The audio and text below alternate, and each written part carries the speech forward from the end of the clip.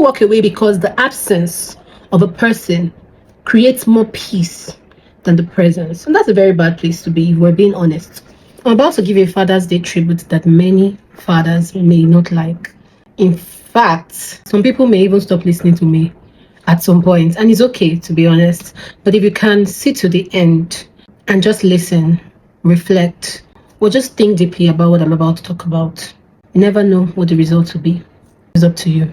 This message is not an attack on men or on fathers, because I've come to find out that many times when we speak about the things that need to be improved on, especially when it comes to the dynamics of men, women, fathers, mothers, marriage, relationships, etc., many take what is being said as an attack.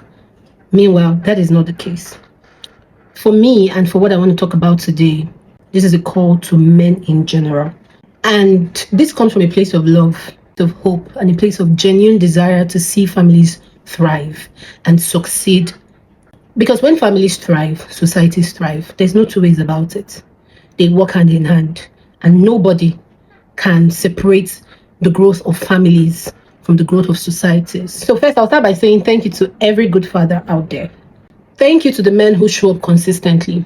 Thank you to the men who lead with love and who serve their families sacrificially, who protect without controlling, and who provide not just financially, but emotionally, spiritually, mentally, and physically. Thank you to the fathers whose presence in the homes bring peace, bring safety, bring stability and joy. The truth is that you matter, and your impact cannot be overemphasized. The society is actually better because we have good fathers. While we celebrate fathers today, can we just take a moment to reflect? There is a growing concern that the roles of men and fathers in the family is being diminished or undervalued.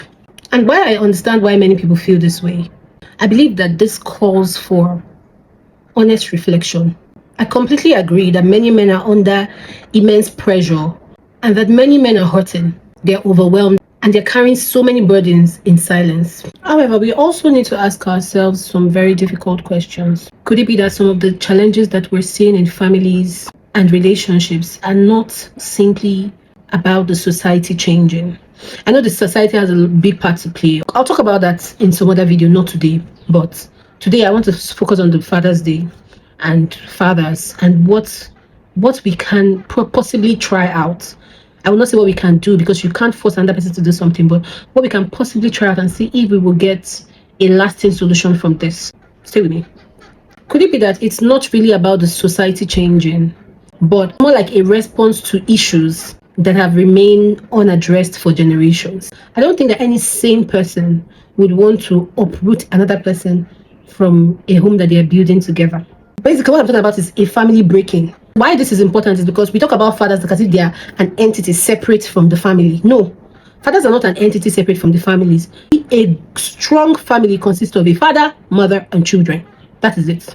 We all went to school. We all know this nuclear family. My daughter would always go do our family tree, and in the family tree, there's always father, mother, and children. They are being taught in school the same way I was taught in school, the same way all of us were taught in school. We know that is what comprises of a family. The separation, be it the woman leaving the house, be it the man leaving the house, be it whatever, the separation doesn't just happen out of the blues. It doesn't just happen because people just wake up and say, I want to break down this entire family. So there has to be something else that it is deeply rooted in. And that is where we must come to. That is where the conversation must get to.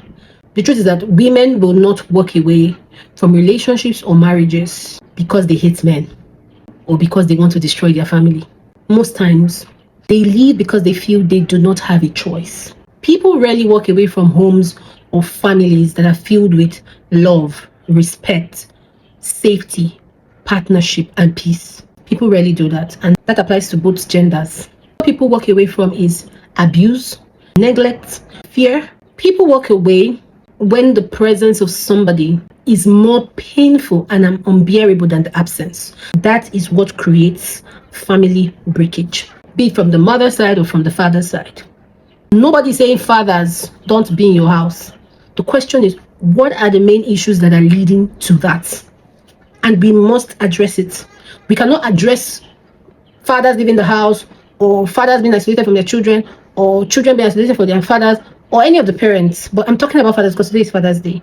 I'm not talking about fathers because it doesn't apply to both. People walk away because the absence of a person creates more peace than the presence. And that's a very bad place to be, if we're being honest. This should actually lead us all, especially men. Why I'm so particular about men, and I'm talking to men the way I'm talking to them, is because the place of a man is a place of assurance, safety, protection. Imagine a kingdom without a king. It is not a good place for anybody to be in. And this calls for deep reflection.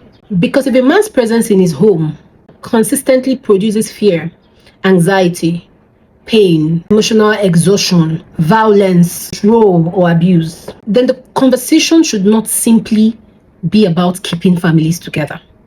The conversation has to be about how we must raise, teach, support, and develop boys and men.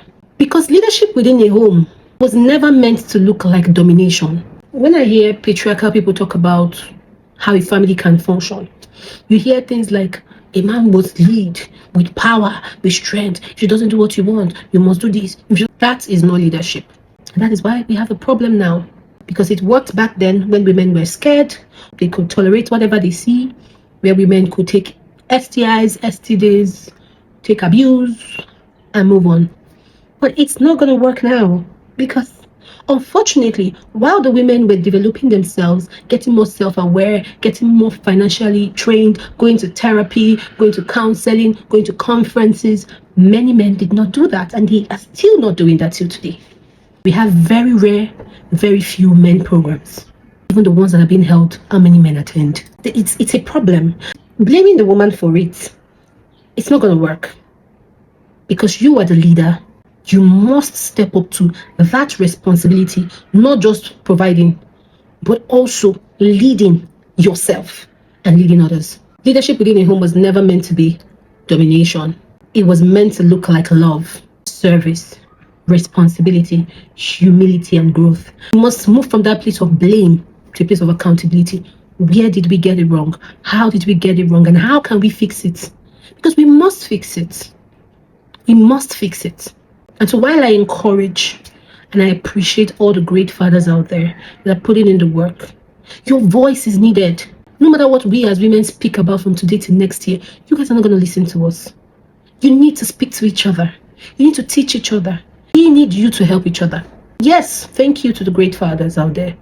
But we need your voice. We need your voice. And that difficult conversation we will need to have, and I'll have that in the second part of this tribute, is about silence and how many men have been taught that strength means enduring alone, suppressing your emotions, never asking for help, and never admitting vulnerability.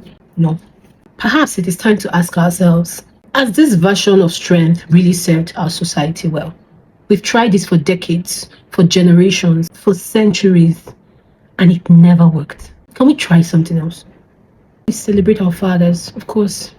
Even in our homes, we're going to celebrate our fathers. I'm going to celebrate my husband, and my children will celebrate their dad. All of us are going to celebrate fathers today. I just got to call my dad. I have one of the best dads in the world. I celebrate my father. I celebrate my husband. But we need your voice. We need your voice. We need your voice. We don't just need you just being good for us at home. We need you being good to your fellow brother. Tell him when he's wrong. Tell him what to do. Help him out. Help one another. Stop this blame game. Stop this back and forth. I just wish this message would get to a lot of people. You can share this with anybody you want to share this with. But we must come to that place of reflection. We must come to that place of finding out what next. What do we do? How do we solve this? This is a problem. Families are breaking down and we're taking like another battleground. No, it's a problem and we all must be involved. We all must be involved. There's no two ways about it. We all must be involved. It starts with the families, and it starts especially with the leaders of our homes, which are the men. Take a moment to think about this as we celebrate you today. Think about all the other families that are broken. Think about all the other families that are not working. Think about all the families that are hurting. Think about all the children that are separated from their fathers. Who benefits? Nobody. We don't need you to be silent. I'll talk about it in my second part, but that silence, we don't need it anymore. We need your voice. Great fathers, we need your voice. Happy Father's Day. We love you all.